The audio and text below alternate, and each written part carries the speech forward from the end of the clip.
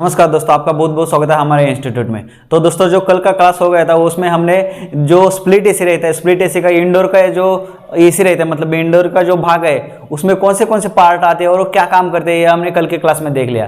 तो दोस्तों, आज का जो क्लास है उसमें हम देखने वाले हैं कि आउटडोर में कौन से स्पेयर पार्ट आते हैं और वो क्या क्या काम करते हैं, ये आज के क्लास में देखने वाले हैं। तो दोस्तों, जो एसी रिपेयरिंग का जो कोर्स चालू है, आज 20वां दिन है दोस्तों।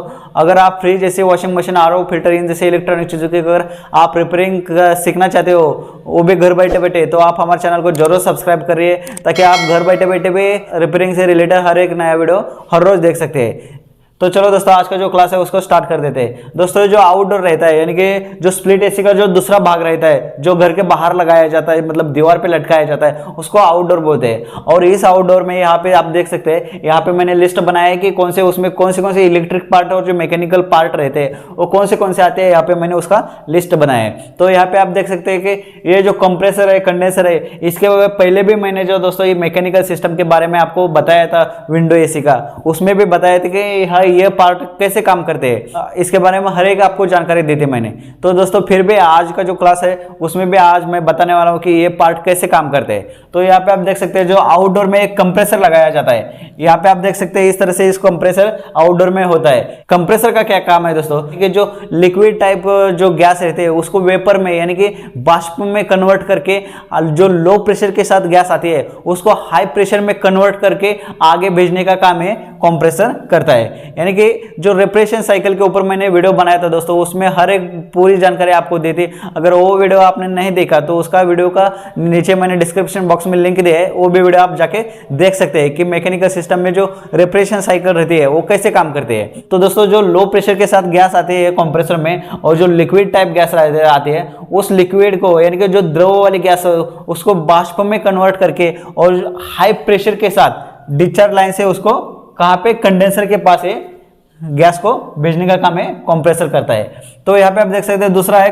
कंडेंसर, जो कंप्रेसर से हाई प्रेशर और हाई टेम्परेचर के साथ जो गैस आती है, यानी कि बाष्प में जो गैस आती है इस कंडेंसर में। कंडेंसर क्या करता है दोस्तों, तो कंडेंसर में क्या होता है, कंडेंसर क्या काम करता है, जो बाष्प में गैस आती है उसको लिक्विड में कन्वर्ट करने का ये काम कंडेंसर करता है। यानी कि कंडेंसर का क्या काम है दोस्तों, जो बाष्प में गैस आती है उसको लिक्विड में, यानी कि द्रव में कन्वर्ट करने का काम है कंडेंसर करता है। अभी यहाँ पे आप देख सकते हैं 3 नंबर का है कंडेंसर फैन, यानी कि इसको ब्लेड भी बोलते हैं। यहाँ पे आप देख सकते हैं, यहाँ पे मैंने उसका डायग्राम निकाला है। ये कहाँ पे लगाया जाता है दोस्तों, जो कंडेंसर लगाया जाता है वो कंडेंसर के सामने लगाया जाता है। कंडेंसर का क्या काम है दोस्तों, जो बाष्प में गैस आती है उसको द्रव में कन्वर्ट करने का काम है कंडेंसर करता है, और उसको मदद करने का काम है यहाँ पे फैन ब्लेड करता है। यानी कि जो बाष्प वाली गैस है उसको द्रव में इस फैन की वजह से, इसकी हवा की वजह से जल्दी कन्वर्ट करने का काम है ब्लेड करता है। यानी कि इस ब्लेड का घुमाने का काम किसका है दोस्तों, यहाँ पे आप देख सकते हैं एक कंडेंसर फैन मोटर,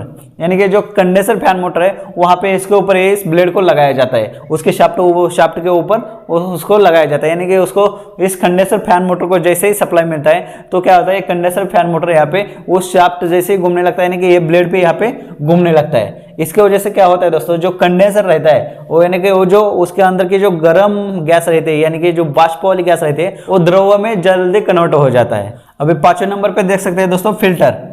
दोस्तों, कंडेंसर के अंदर की जो गैस आती है हाई प्रेशर के साथ, और उसको छानने का काम ये फिल्टर करता है। यानी कि वो गैस के अंदर कोई नमी या कोई धूल या मिट्टी रहती है, वो क्या होता है, ये उसको छानने का काम ये फिल्टर करता है। उसके अंदर जो जाली लगाई जाती है उससे वो क्या होता है, गैस को छान के वो आगे भेजता है, यानी कि उस गैस को शुद्ध बना के ये फिल्टर आगे भेजता है। आगे कहाँ पे भेजता है दोस्तों, कैपिलरी के पास।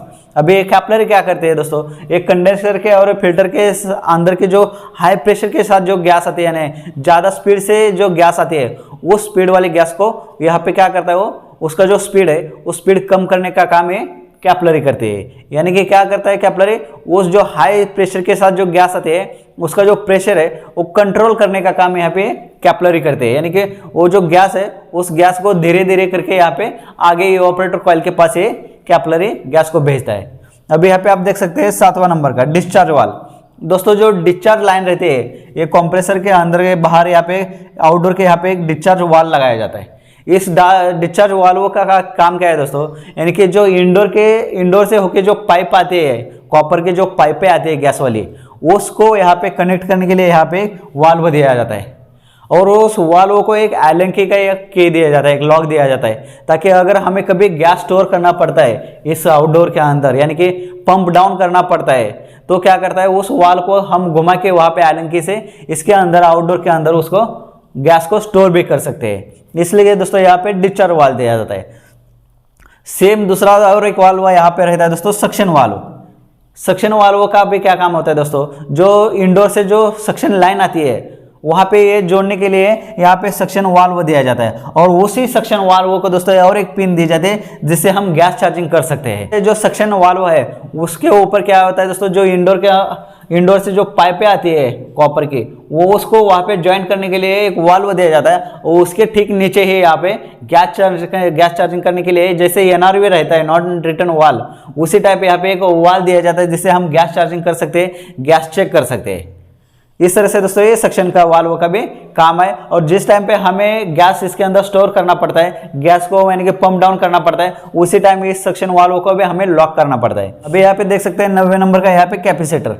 कैपेसिटर का क्या काम है दोस्तों, विद्युत यानी कि जो बिजली रहती है उस बिजली को एकत्रित करके यहाँ पे कंप्रेसर को देना या किसी और मोटर को वहाँ पे विद्युत को दे देना, प्रोवाइड कर देना उचित मात्रा में, और लगातार चलने में यहाँ पे ये कैपेसिटर मदद करता है। यानी कि विद्युत को एकत्रित करके कंप्रेसर को दे देना और उसको लगातार चालू रखने का काम है कैपेसिटर करता है। दोस्तों अगर कैपेसिटर खराब हो जाता है तो यहाँ पे कंप्रेसर चालू नहीं होता है, यहाँ पे वो कंप्रेसर ट्रिप हो जाता है या चालू होके बंद हो जाता है हाई एम्पेयर लेके।